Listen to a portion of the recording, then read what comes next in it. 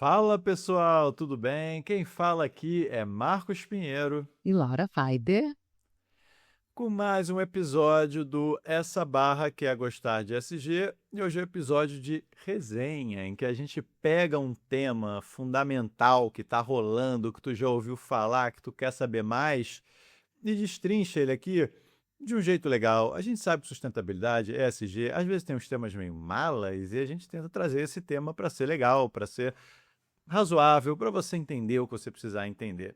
E antes da Laura puxar aí, começar a contar essa história, eu só queria falar para você que é uma empresa, patrocina a gente, apoia a temporada, apoia o episódio. Imagina se você estivesse apoiando esse episódio, você estaria falando com a gente sobre descarbonização, que é o tema do futuro no SG e na sustentabilidade. Se quiser, chama a Laura Peiter. Não é Peiter, mas é Peiter, tá? Lá no LinkedIn, ou me chama e vamos conversar. E se você é uma pessoa física, você já sabe, curte, compartilha, comenta, ouve até o final, ri das piadas boas, não ri das piadas ruins, faz o que você quiser fazer, mas fica com a gente e dá aquelas 5 estrelinhas no final. E Laura, qual é essa história? O que a gente vai contar hoje pra rapaziada? Então, eu vou começar a falar Laura Peiter, será? Porque, né, tipo, fala o pai das pessoas que não vão encontrar meu nome tão fácil. Mas gente, é a pronúncia, sorry. Enfim, eu acho que hoje era super um episódio que podia ser patrocinado, viu? Tem até várias empresas aqui na cabeça que poderiam estar patrocinando, mas como nós tivemos patrocínio, não vamos fazer público pra ninguém. Sorry, é isso, gente. Tem jeito. Mas vamos falar de um tema, né, que tá rolando e tá muito acelerado, que é mercado de carbono no Brasil.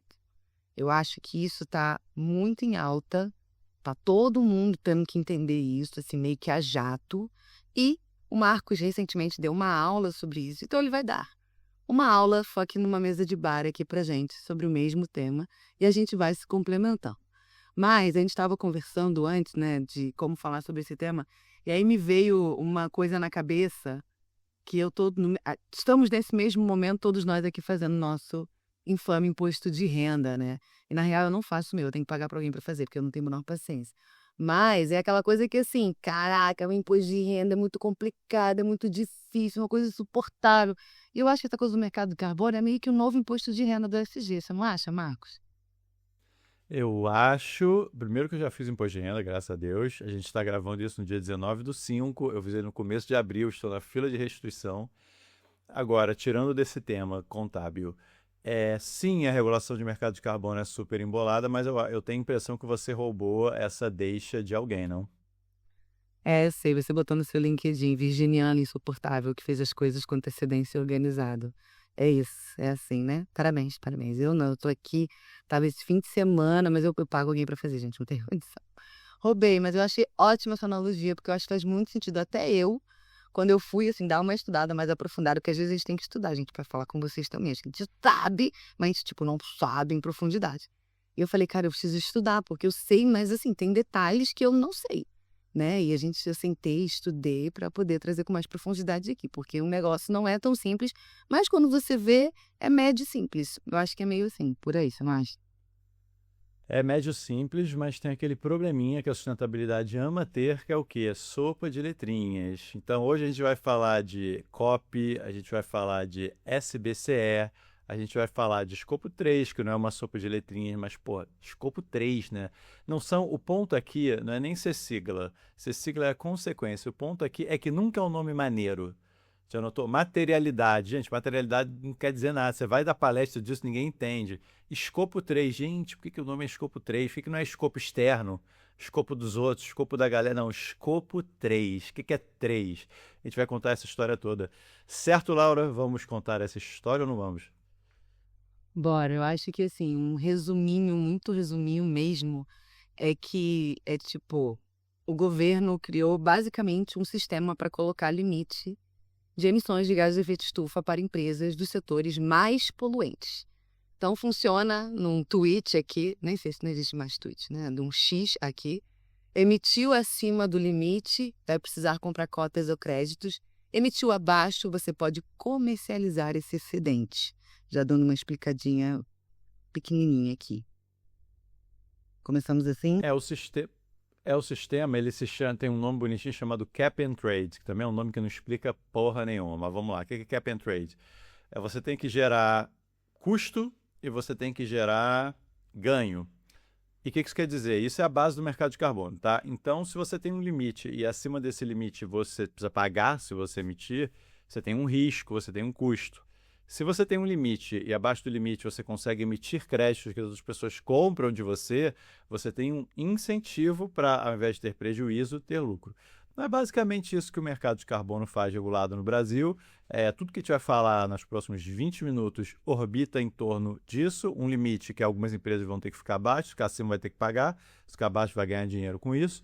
E para falar sobre esse tal do limite, antes dele, o que está por cima de tudo, o famoso guarda-chuva, é um negócio chamado SBCE, o Sistema Brasileiro de Comércio de Emissões. Laura, você já tinha ouvido falar no Sistema Brasileiro de Comércio de Emissões? No seu post eu vi, mas ele poderia ser super um sistema brasileiro de compensações sustentáveis estratégicas. Que essas siglas a gente inventa qualquer coisa, né? Se eu estivesse numa reunião, alguém me perguntasse, se eu não soubesse, eu ia mandar ela. Porque, tipo, muito aleatório. E o SBCE, para resumir muito, é o que vai coordenar essa história toda. Então, o que vai coordenar esse ecossistema que vai ter um determinado limite. Então, emitiu acima desse limite, paga, emitiu abaixo desse limite, você vende o excedente. Ou seja, eu vou roubar a tua piada aqui do roteiro, que eu adoro fazer isso, o capitalismo descobriu uma nova commodity, que é o ar premium, o ar carbono free, o ar que, se você não poluir, esse ar tem valor. Então, se você é de uma empresa de cimento, de uma indústria de cimento, e você poluir, você paga. Se você não poluir, passa a ter valor. Beleza? Esse é o SBCE e essas são as cotas. Laura, conta aí, siga contando pra gente. Eu ia comentar aqui para ninguém panicar aqui, né? E falar, meu Deus, eu nem inventário fiz ainda, o que que eu faço? Isso ainda não está funcionando plenamente, né? Tem uma implementação gradual acontecendo, porque também se colocasse isso de pé hoje, metade das empresas ia entrar em colapso porque ninguém ia ter tudo isso estruturado. Mas, Marcos, explica um pouco as fases, como você explicou lá no seu post ou na sua aula, tá? Acho que ficou bem explicado. Beleza, quem quiser a parada mais detalhadinha, vai no meu post, é um post do dia 12, 11 do 5, e lá tem mais fases. Aqui a gente vai resumir um pouquinho para ficar mais fácil, tá? Então, beleza, sistema de cap and trade, algumas empresas, se consumirem a mais vão ter que pagar, se consumirem a menos vão ganhar dinheiro com isso. A gente já explica que empresas são essas, a gente já explica como elas vão mensurar isso, a gente já explica que sistema é esse de comércio de emissões, como é que essa história toda vai funcionar. Mas agora as fases, né? Que foi o que a Laura me perguntou no caso. Vamos falar aqui de 3 fases. Então a gente tem a fase atual, que ela vai mais ou menos até 2027, que é quando a galera se estrutura.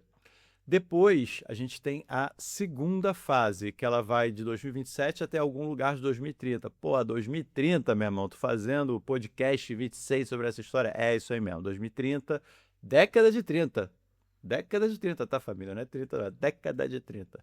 Em que a coisa vai se estruturando e a partir de algum momento da década de 30, essa parada vai começar a valer. Então, isso é um pouquinho da divisão de fases. Naturalmente, está na primeira fase, que é a regulação. Queria que fosse mais rápido essas coisas, né, gente? A gente, como se não tivesse uma urgência aí climática para a gente resolver. Mas eu entendo que tem que ser gradual também para ter uma preparação. Espero que isso não caia por terra em algum momento. Mas falando das empresas que precisam fazer isso.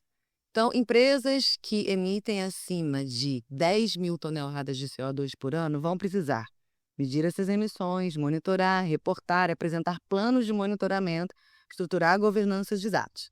Aí as empresas que emitem entre 5 e 10 mil toneladas de CO2 equivalente no ano não entram ainda totalmente obrigadas, mas elas já têm que começar a se preparar para, em algum momento também, reportar e entrar dentro dessa regulação. Então é aquele que não é obrigatório, mas uma hora vai sobrar para todo mundo. É isso, né, Marcos?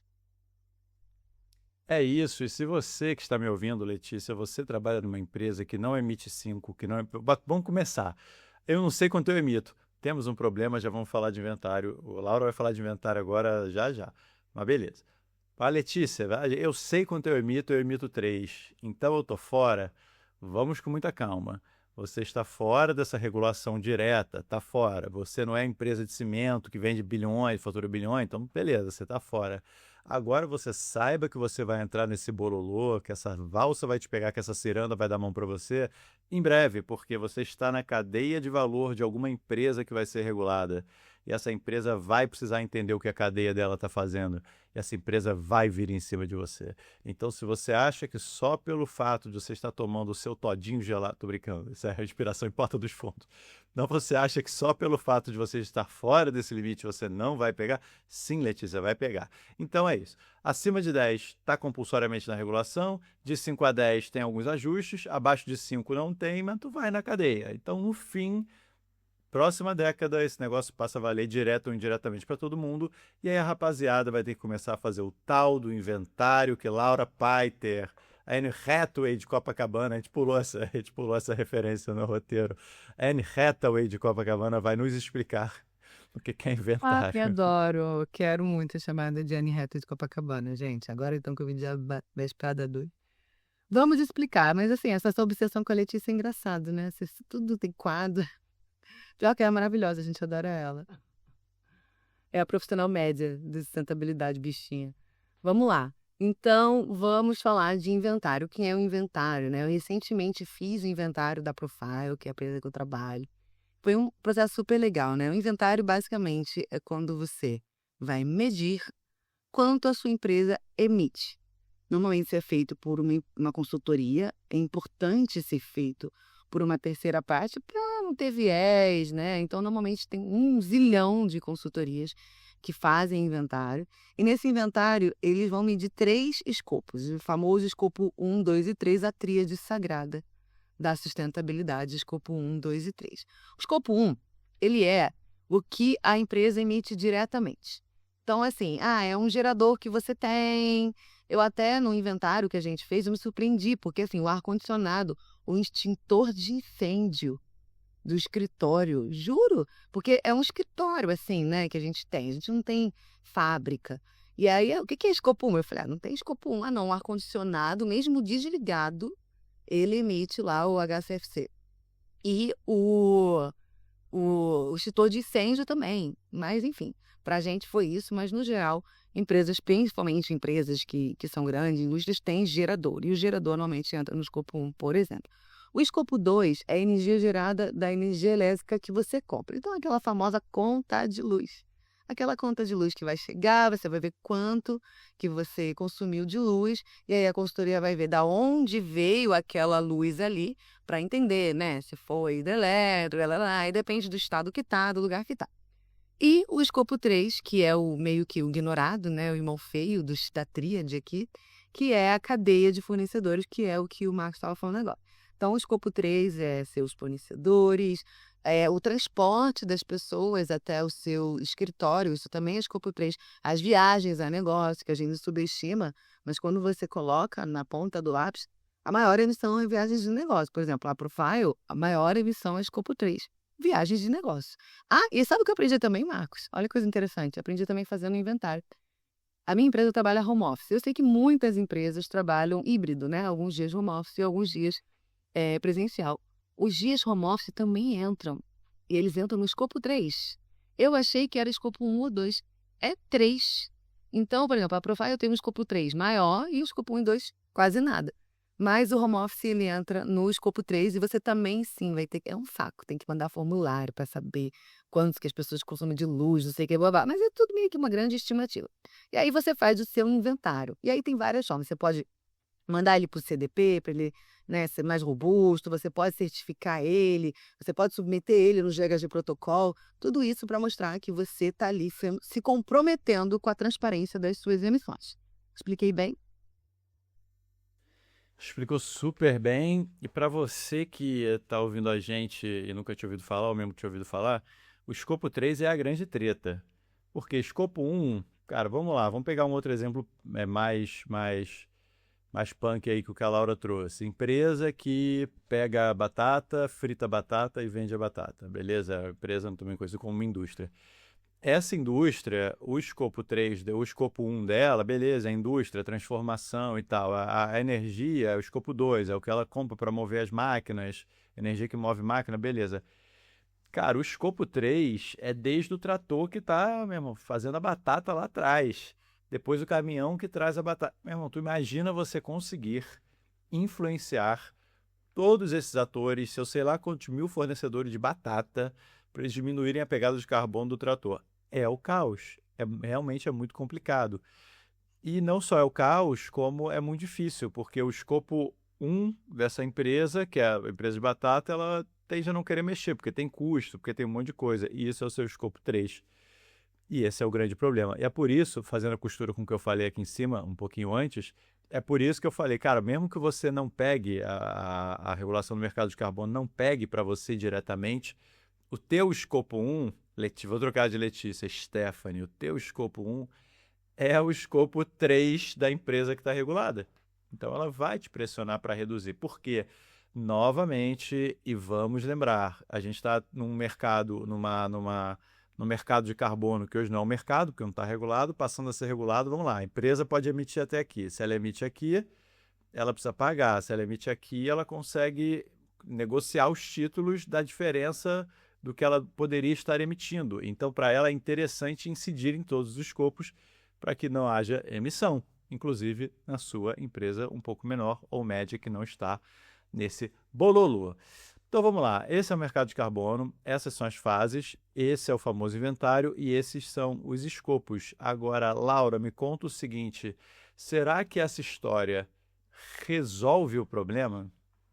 É uma barra gostar de carbono? Imagina, fazer igual a Fantasy. Cara, então, já achei lento, assim, né? Eu fiz esse comentário antes, né? Eu acho que é uma fase, é muito grande, muito, pô, da década de 2030, assim, a gente nem sabe como as coisas vão estar até lá, né? Mas, sinceramente, acho que a nossa experiência dentro de SG de sustentabilidade é regulação e compliance movem a agulha. É o que move a agulha. Eu estava vendo estudos da Humanizadas e da Anshan, saiu semana passada, até farei um post disso no LinkedIn essa semana, quem quiser ver. É um estudo muito bom, eu vou publicar para vocês, todo mundo que quiser baixar, tá? Um estudo maravilhoso, que eles conversaram com, sei lá, quase 600 executivos de empresa. E aí, eu achei muito louco, porque eles perguntam assim, dentro da estratégia de sustentabilidade, o que é mais relevante? Aí tem vários tópicos. Aí eu achei que eles iam falar, né? Carbono, mercado de carbono, mudanças climáticas. Sabe qual era o número 1? NR1. NR1. Eu falei, caraca, 44%, 42%, eu acho. NR1. Número 2, economia circular. Eu falei, gente, número 3, carbono. Com, sei lá, 17, 16, eu falei, meu Deus, as pessoas não sabem, não se entenderam o que a gente está vivendo ainda, que carbono não, né? Que passou COP30, galera, e não está no número 1, ou pelo menos no número 2.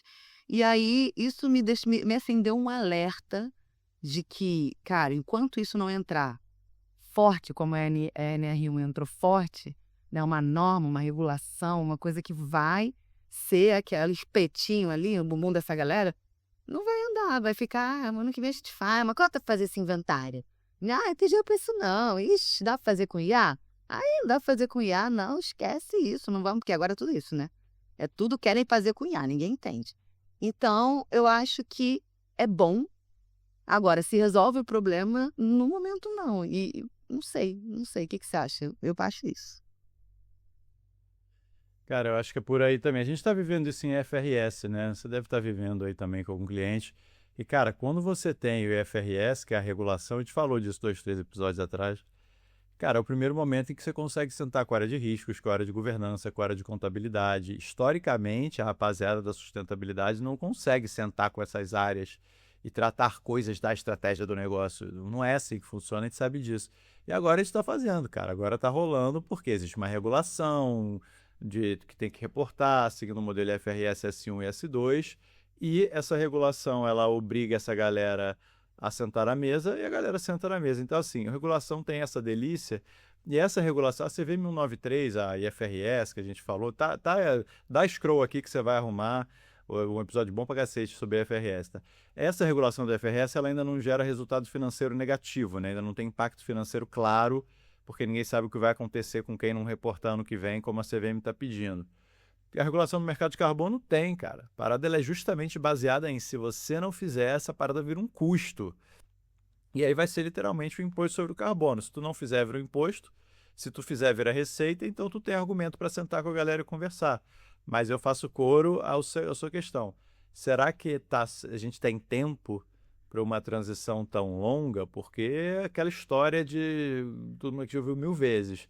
A gente já está 1,5 grau mais quente, etc, etc.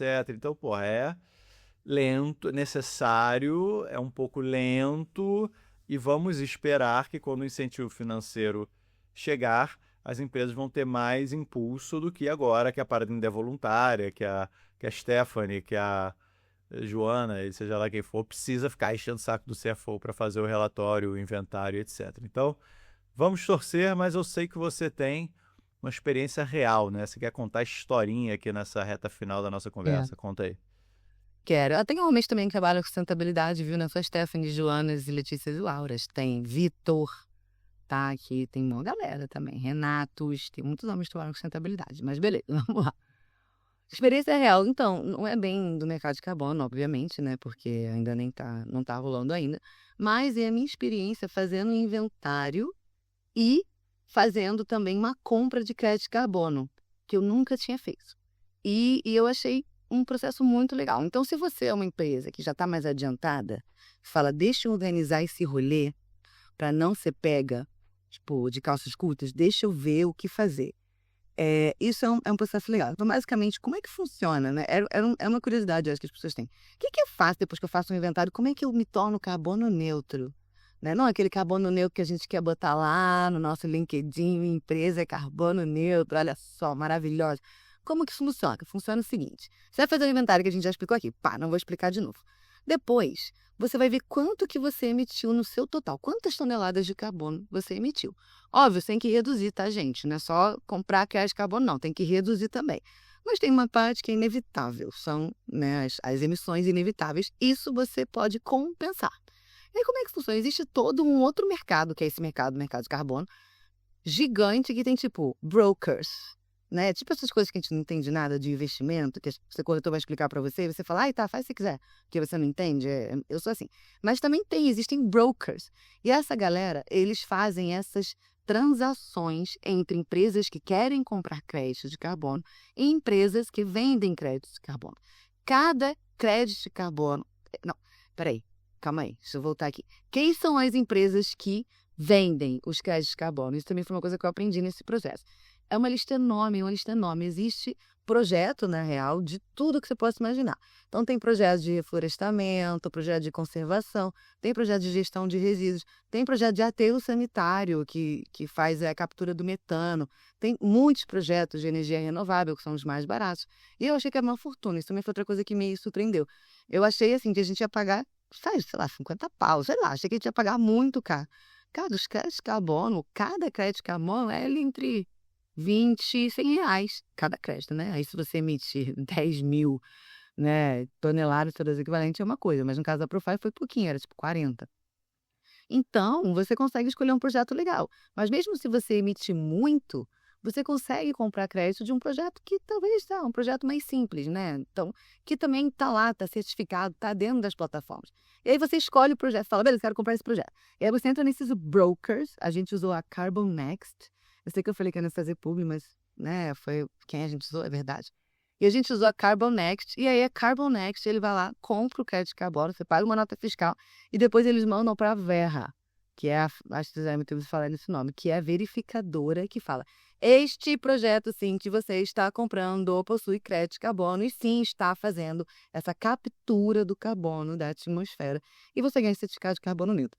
Foi muito legal. Então, eu tô falando isso para quê? Para encorajar você a levantar essa bandeira na sua empresa. Galera, vamos fazer inventário. Dá para fazer sem ser tão caro. Galera, vamos ver quanto é para ser neutro. Não é essa não é esse bololô que a gente acha que é. Não é, isso não é para mim. Talvez seja. É muito mais simples do que vocês imaginam. E eu vou falar, faz muita diferença. Se você é uma empresa que emite um grande emissor, um médio emissor, um pequeno emissor, como é a Profile, vale a pena compensar e comprar esses créditos. Faça a sua parte. Não é tão treta, literal. Eu achei que era. Não é treta e não é tão caro também.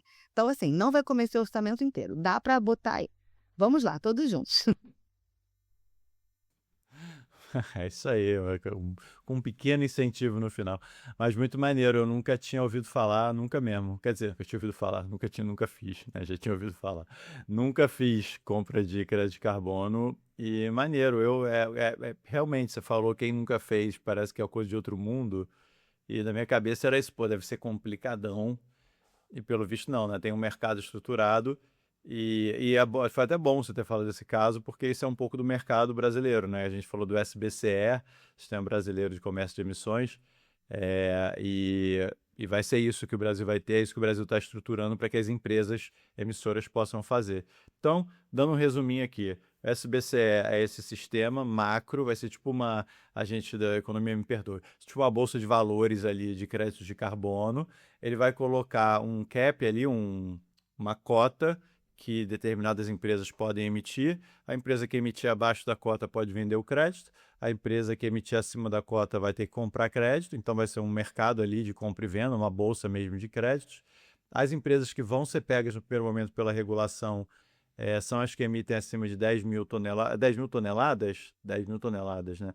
10 mil toneladas, só se eu não quiser errar a unidade aqui, 10 mil toneladas. De 5 a 10 tem que começar a se ajustar. Abaixo de 5 não tem regulação, mas a cadeia vai te pegar, porque você está na cadeia de uma empresa que emite. E acho que em termos de cronograma é isso, até 27 regulando, 27 a 30 e alguma coisa se adaptando, 30 e alguma coisa para mais, tá valendo, deixa de ser voluntário e vamos ser felizes. Esqueci algum ponto? Acho que não. Acho que passamos por tudo. É rápido aqui, né, gente? Não é uma aula de pós-graduação, né? É o podcast que a gente está explicando rapidinho. E a ideia é vocês daqui procurarem mais informação, né? Por exemplo, isso que eu falei, né? Procurem mais informação sobre como ser neutro, como comprar crédito. Vale a pena. Procurem mais. Se você é uma empresa que não estava sabendo dessa nova regulação, está aí nas 10 mil toneladas, vai lá, procura mais informação, né? E pode escrever pra gente também. A gente está aqui, somos consultores, pode ajudar vocês, né? É isso. Mas eu acho que a ideia é essa, passamos por tudo. E eu acho que o mais importante, você falou na sua última fala, Nássio, eu acho que o mais importante esse é mais uma regulação que coloca a sustentabilidade na mesa com o CEO e com o CFO. Então, a galera da sustentabilidade, ela não pode mais estar ali só, ai, por favor, vamos fazer um evento aqui de Dia Mundial da Terra, sabe? Não, tipo, agora você precisa sentar ali e falar de igual para igual, porque vai ser custo, vai ser multa, é um risco enorme para o negócio. Então, eu acho que isso é bom, porque está empoderando a gente cada vez mais. Então, na minha opinião, encerramos o assunto mais positivos. É isso, eu sei que você que está ouvindo a gente fala, porra, mais um tema, mais uma coisa que tem que estudar, mas assim, essas coisas de regulação, para a gente trabalhar com sustentabilidade, é muito importante saber o que está acontecendo, não dá para estar totalmente alheio. Você pode não ser especialista em descarbonização, você pode não ser especialista em FRS, beleza, é do jogo porque é muito técnico, mas entender o que está acontecendo, isso faz parte do nosso mercado, uma parte crescente, é muito importante saber. É isso, Laura, posso encerrar aqui ou mais alguma coisa?